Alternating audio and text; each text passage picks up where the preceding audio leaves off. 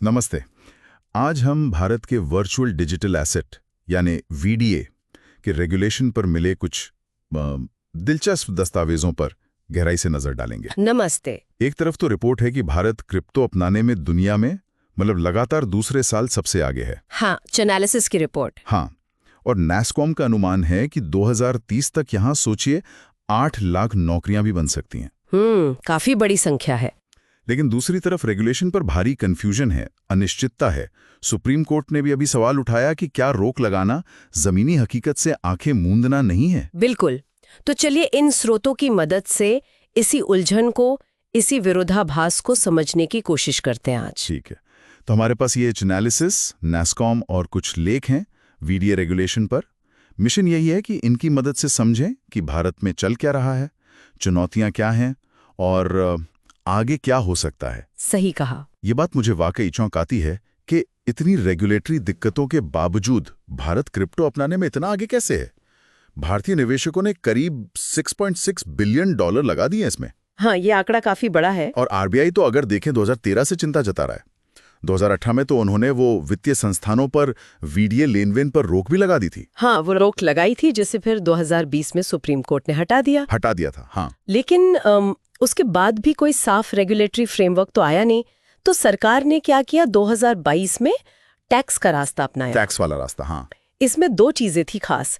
एक तो 10,000 रुपए से ऊपर के वीडीए लेनदेन पर 1% टीडीएस और दूसरा 30% कैपिटल गेन्स टैक्स। 30%? जी हाँ, 30%। और सबसे बड़ी बात, इस टैक्स में आप अपने नुकसान को मुनाफे से एडजस्ट नहीं कर सकते। अच्छा, 30% टैक्स और घाटा भी एडजस्ट नहीं होगा। क्रिप्टो जैसी चीज के लिए तो ये बहुत ही सख्त लगता है, जहां कीमतें इतनी ऊपर नीचे होती हैं, है ना। कुल क्रिप्टो की जो प्रकृति है, जितनी अस्थिरता है, उसे देखते हुए ये नियम वाकई बहुत कठोर है, क्योंकि नुकसान तो हो ही सकता है ना। हाँ, बिल्कुल। शायद सरकार का मकसद था कि पारदर्शिता आए, सट्टेबाजी कम हो, लेकिन जमीन पर जो हुआ वो कुछ और ही था। तो क्या हुआ असल में? इन टैक्स नियमों के बाद क्या बदला? हुआ ये कि कई भारतीय यूजर्स इन सख्त नियमों से बचने के लिए वो ऐसे विदेशी प्लेटफॉर्म्स पर चले गए जो भारत के कानूनों को नहीं मानते। ओहो। इंडस्ट्री रिपोर्ट्स का अंदाजा है कि सिर्फ जुलाई 2022 से दिसंबर 2023 के बीच, मतलब 1.5 साल में, भारतीयों ने 1 ट्रिलियन रुपए से ज्यादा की वीडियो ट्रेडिंग इन्हीं विदेशी प्लेटफॉर्म पर कर डाली। 1 ट्रिलियन रुपए, ये तो बहुत बड़ी रकम है जो रेगुलेशन की पहुंच से बाहर चली गई। तो इसका मतलब सरकार को टैक्स का भी भारी नुकसान हुआ होगा। बिल्कुल, नुकसान तो हुआ ही। अनुमान है कि सिर्फ उसी 18 महीने की अवधि में भारत को करीब 2,500 करोड़ रुपए के टैक्स रेवेन्यू का नुकसान हुआ। 2,500 करोड़? जी। और अगर जुलाई 2022 से अब तक का पूरा हिसाब लगाएं तो कुल अनकलेक्टेड टीडीएस, मतलब जो टीडीएस कलेक्ट नहीं हो पाया, वो 60 बिलियन से भी ज्यादा हो सकता है। बाप रे। सरकार ने कोशिश भी की, जैसे विदेशी प्लेटफॉर्म्स के यूआरएल ब्लॉक किए, पर लोग कहाँ रुकते हैं, वीपीएन वगैरह इस्तेमाल करके पहुंच ही जाते हैं। तो एसेंशियली गतिविधि अंधेरे में चली गई। तो अगर ये सख्त टैक्स वाला तरीका काम नहीं कर रहा बल्कि उल्टा पड़ रहा है, तो फिर समाधान क्या है? क्या यहीं पर भारतीय प्लेटफॉर्म्स की, वर्चुअल एसेट सर्विस प्रोवाइडर्स, वीएएसपीज की भूमिका आती है? हाँ, बिल्कुल सही। यहीं पर वीएएसपीज अहम हो जाते हैं।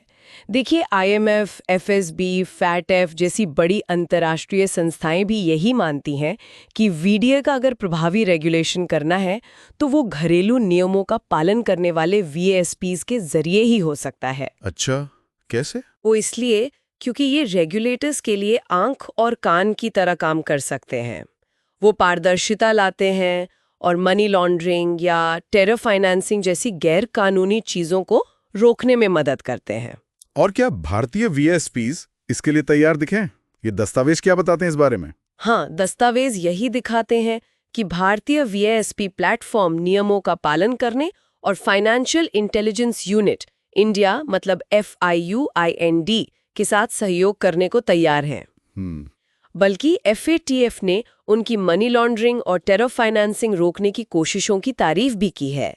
और 2024 में एक बड़ा हैक हुआ था।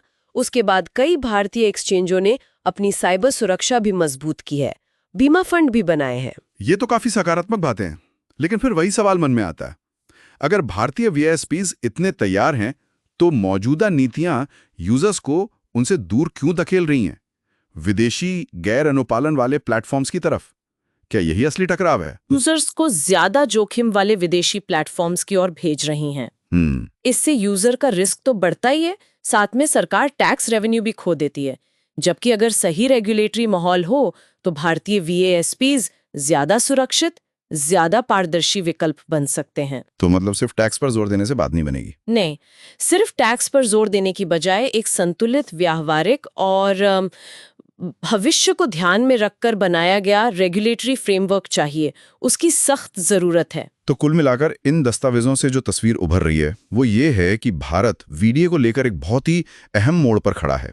एक तरफ जबरदस्त ग्रोथ है, संभावनाएं हैं, दूसरी तरफ रेगुलेटरी नीतियां हैं जो शायद अपने ही मकसद को पूरा नहीं कर पा रही हैं। हाँ, ऐसा लगता है कि सबक यही है कि सिर्फ सख्त टैक्स लगाकर वीडीए को कंट्रोल करने की कोशिश बिना साफ नियमों के उल्टा असर डाल रही है। गतिविधि नजर से दूर जा रही है, रेवेन्यू का नुकसान हो रहा है। और यहीं पर एक बहुत जरूरी सवाल भविष्य के लिए खड़ा होता है। जिस रफ्तार से ये टेक्नोलॉजी बदल रही है और दुनिया भर में रेगुलेशन भी बन रहे हैं, उसे देखते हुए अगर भारत जल्दी ही एक स्पष्ट और कह सकते हैं सहायक रेगुलेटरी ढांचा नहीं अपनाता, तो लंबी अवधि में इसकी क्या आर्थिक और क्या रणनीतिक कीमत चुकानी पड़ सकती है, ये सोचने वाली बात है।